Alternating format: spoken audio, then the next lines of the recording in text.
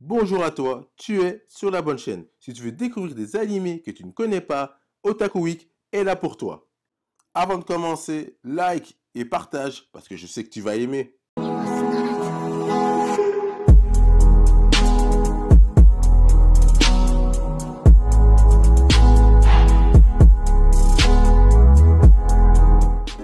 On commence avec Aldnoah Zero. Sorti en 2014, l'anime est composé de 2 saisons de 12 épisodes. L'histoire suit le conflit entre les habitants de la Terre et ceux de Mars, qui fait suite à la tentative d'attentat contre la princesse martienne pendant sa visite diplomatique sur Terre.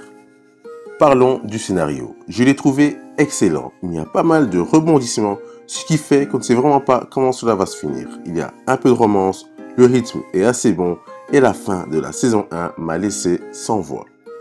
Côté personnage, leur évolution est excellente. On a d'ailleurs ici un duo incroyable qui oppose le jeune Kaizuka au jeune Slane. Parlons d'abord du jeune Kaizuka, Inao. J'ai fortement apprécié son développement. Ce jeune de 15 ans engagé dans l'armée va changer peu à peu après sa rencontre avec la princesse martienne. De l'autre côté, on a Slane Troyard, qui est un terrien d'origine, mais qui ne sait pas quel clan il doit soutenir. Et tout au long de l'anime, on va voir qu'il est tiraillé entre les deux. Côté bande-son, les génériques sont assez bons.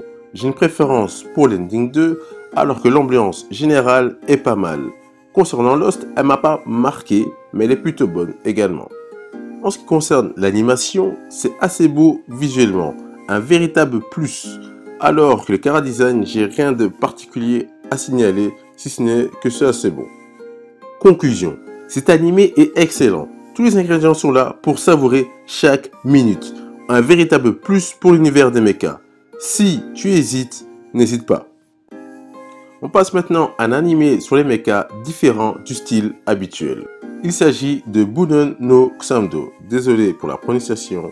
Sorti en 2008, il est composé de 26 épisodes. C'est l'histoire d'un jeune étudiant, Akiyuki, qui va être victime d'un attentat sur le chemin de l'école avec ses deux amis. Suite à l'explosion, il va se transformer en une créature appelée Xam. Encore désolé si c'est pas comme ça.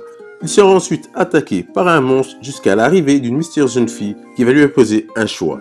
Vivre en venant avec elle ou mourir en se transformant en pierre.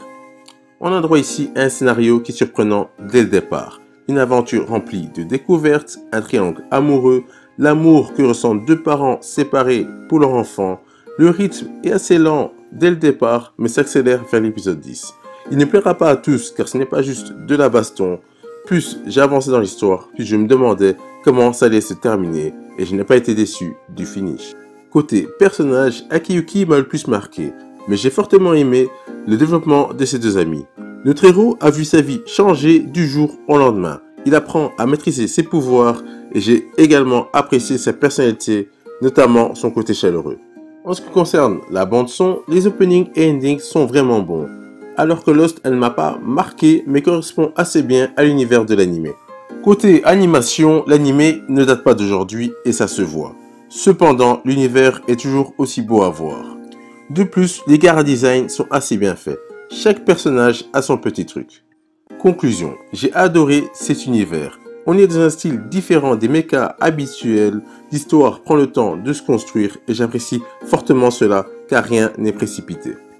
Avant de passer à la dernière présentation, like et abonne-toi si c'est toujours pas fait. Il s'agit de Birdie Complex. Sorti en 2014, la saison 1 est composée de 13 épisodes et la saison 2 de 2 épisodes. On suit l'histoire d'Aoba Watase, un lycéen tout à fait banal jusqu'au jour où il va être attaqué par un géant mecha. Il sera sauvé par Ina, une de ses camarades de classe qui possède également un mecha géant. Après l'avoir sauvé, elle envoie Aoba dans le futur en lui disant Dio t'attend. La vie d'Aoba ne sera plus jamais la même après ça. Au niveau du scénario, dès le départ, on embarque dans un conflit où le héros cherche à comprendre ce qui se passe. Le rythme est assez bon et surprenant. On s'attaque ici au monde spatio-temporel et jusqu'au dernier moment, je me demandais comment cette histoire allait se finir. Côté personnage, ça tourne principalement autour d'Aoba. Il est ouvert, prêt à aider son prochain, mais qui manque parfois de motivation.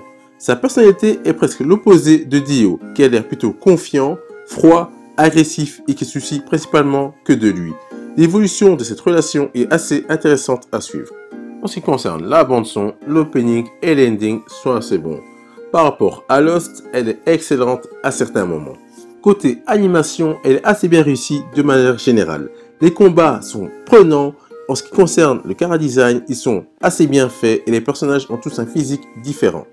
Conclusion, j'ai fortement apprécié cette histoire. J'aurais peut-être voulu qu'elle soit un peu plus poussée, mais au final, c'était plaisant.